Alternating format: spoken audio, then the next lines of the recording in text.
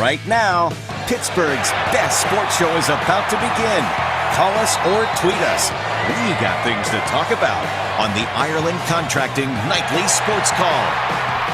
All right, Ken, thanks very much. Good evening, everyone, and welcome to a Tuesday night edition of the Ireland Contracting Nightly Sports Call right here on Pittsburgh CW. It's the Bordas and Bordas hotline, and it's always available to you at 412-575-2600.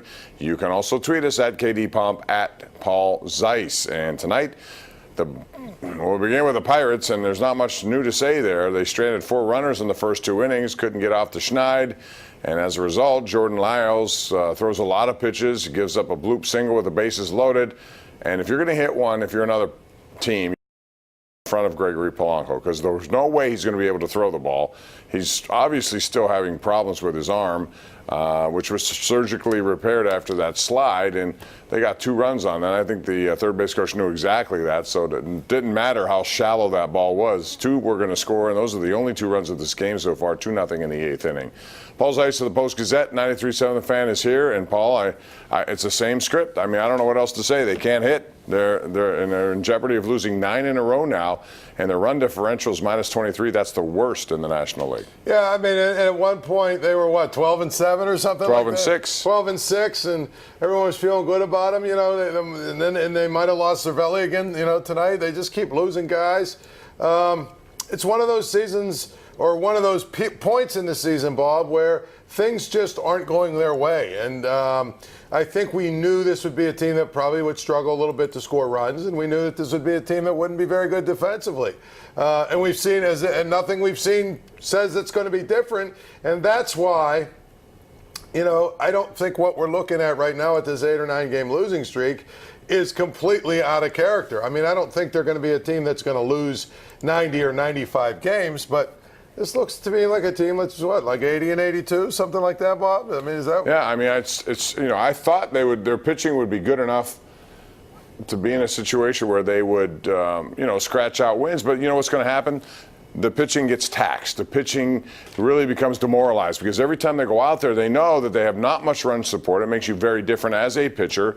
You need some laughers, as they say in the business, and they're not getting any of those. And so far, I mean, look at Jordan Lyles tonight. He gives up basically, like you said, a bloop single, and he's probably going to lose the game.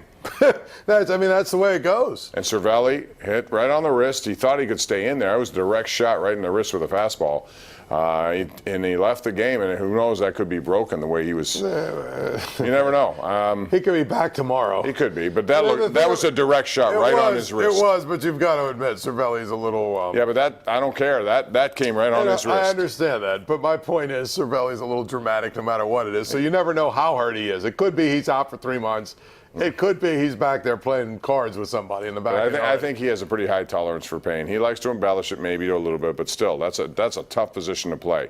All right, also going on tonight, we saw Columbus take a 2-1 series lead over the Boston Bruins with an impressive 2-1 win. Sergei Bobrovsky, a lot of us thought he would be a problem for the Blue Jackets. He has been the exact opposite. He has been their best player. He's 6-1 now, .940 save percentage, 1.89 goals against, and I'll tell you what, that was a chippy game, a tough game, 2 teams that get physical. And Paul, right now, Columbus could be a team. And how about once again if a team, hypothetically, if they go all the way, that's 4 years in a row a team from the Metropolitan Division will have won the Stanley Cup. Yeah. Oh, well, yeah. And how about if it's Columbus versus Carolina? Could you imagine?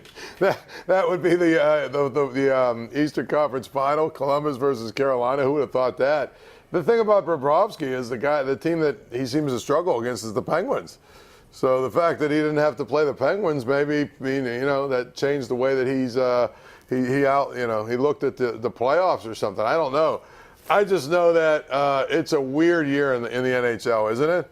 I mean, in the NHL playoffs. It's good. It's weird and exciting in a way because there are a lot of teams that have really closed the gap on some of the teams you would expect to be, the leaders in the pack. And it's tougher now. They're faster. They play physical. There's good goaltending. So interesting to watch. Colorado, San Jose. I'm anxious to watch tonight's NBA game. When I get home, I'll be tweeting about it. You stay up and watch? I'll be on the radio. Oh, you can still tweet. Golden State, Houston, and James Harden. Just real quick, I want to get your take on that because for me, I really respect James Harden, but I am tired of the leg kicking, making contact, expecting a foul called. He is getting what he deserves. He is an embellisher, flopper, and when you do that enough, they finally say you're flopping. Exactly, and I mean that whole thing. I hate that for the game. I mean, he's one of the best players in the game, and people are sitting here talking about flopping and kicking your legs out and all that other stuff. Was it the Rockets?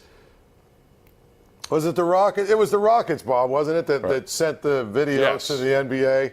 I mean, come on. What did they find? 81 missed calls or something? What they're going to also find out tonight is they brought in another referee who has had a bad history with Houston. And I wonder what the NBA is doing there, but should be interesting to watch. All right, 412-575-2600. One other note before we go. Paul Zeise has a hat here. It's an LA hat. He couldn't find a Charger hat, but congrats to his son Elijah, who was taken as an undrafted free agent by the Chargers. So you're going to be flying out to LA, I would imagine, a lot. Assuming, we'll see. Your son will pay for you. Well, he's got to make the team and all that other stuff. So we'll just see. I'm just happy that he got a shot. I mean, he's got his shot. Now we'll see what happens. Well, you raised a great kid. You should be proud of you and your wife, and that's awesome to see. All right, we're going to take a break here. It's 412-575-2600. Call us with your take on Pittsburgh sports. Open for business right here on Sports Radio on Pittsburgh CW. We'll be back.